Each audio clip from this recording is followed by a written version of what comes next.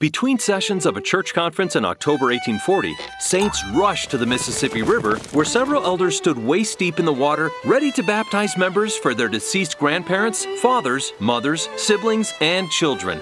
Wow!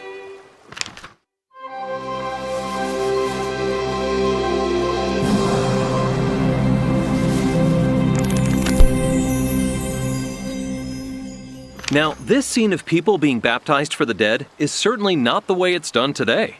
At first, it was kind of like a puzzle to solve, as they'd been told what to do, but not exactly how to do it. As they figured it out, the Lord patiently accepted their attempts.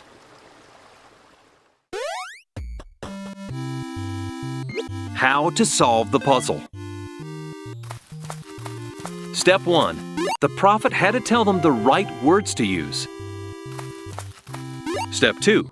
They needed to make sure women were being baptized for women and men for men. Step 3. Were witnesses necessary? Who can do it? How many were needed? Was this okay? Step 4. These baptisms also were to be observed, recorded, and written down like they're recorded in heaven. Step 5. Where was the proper place for this proxy work for the dead? After a short time, they were told baptisms for the dead couldn't be done in the river anymore, but had to be done in the temple. So, when the walls of the temple were only a few feet high, craftsmen built a temporary space in the temple's basement for baptisms for the dead, with an oval font sitting on the backs of 12 hand-carved oxen.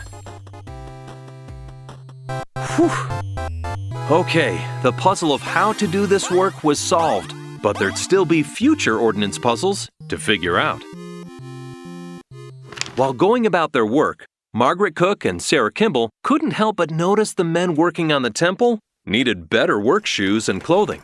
Acting on inspiration, they asked if other women wanted to help with the sewing by forming a benevolent society. Eliza R. Snow wrote a document to make their organization official, and then showed the completed document to the prophet, who declared it was a great constitution, but the Lord had something better. On March 17, 1842, 20 women anxiously gathered to hear what the Lord's plan was for them. Their new society was to encourage women to seek out and care for the needy, offer righteous correction, and strengthen the community. Joseph invited the women to choose their own president.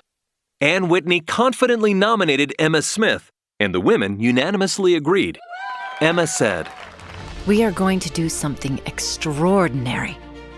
We expect extraordinary occasions and pressing calls, and above all else, charity should motivate our Relief Society."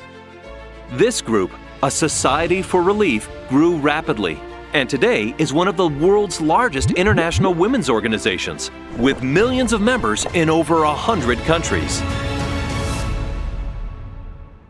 Now, another group with lots of work to do was the 12 Apostles. In 1841, most of the apostles returned from preaching the gospel in England.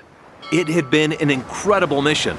8 apostles had served together: Brigham Young, Heber C. Kimball, Parley and Orson Pratt, John Taylor, Wilford Woodruff, George A. Smith, and Willard Richards.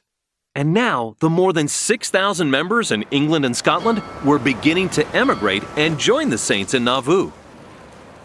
Brigham had spent nearly every summer since he joined the church away on missions. But on July 9, 1841, the prophet received a revelation advising Brigham that he was no longer required to travel, and instead to remain home, spend time with his family, and fulfill his church calling nearby. And truthfully, Joseph really needed help to run the church. Attempted assassination of former Governor Lilburn Boggs. The nefarious Governor Lilburn Boggs, who had many enemies, was shot at home while sitting in his chair and was now very close to death. Enemies of the church claimed Joseph Smith had Porter Rockwell do it, and a warrant was issued for Joseph's arrest. The only problem was that Joseph and Porter were totally innocent.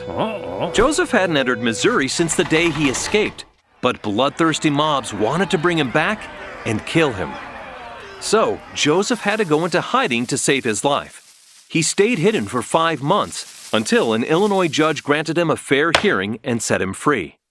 Unfortunately, that didn't stop angry politicians in Missouri from twice more trying to bring him to trial. Now, while hidden, Joseph found unique ways to share God's words. Sections 127 and 128 were 2 letters he covertly sent to the church about subjects that were on his mind and things he'd learned from the Lord. He said, "Deep water is what I am wont to swim in.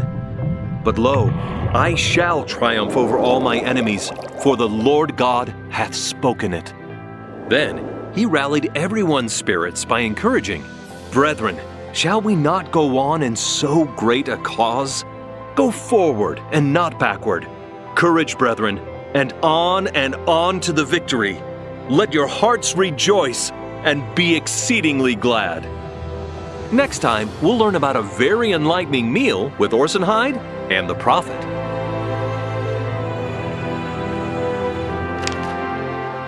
It takes a lot to make these videos, so to keep Line Upon Line free for everyone, consider signing up for Living Scriptures Plus.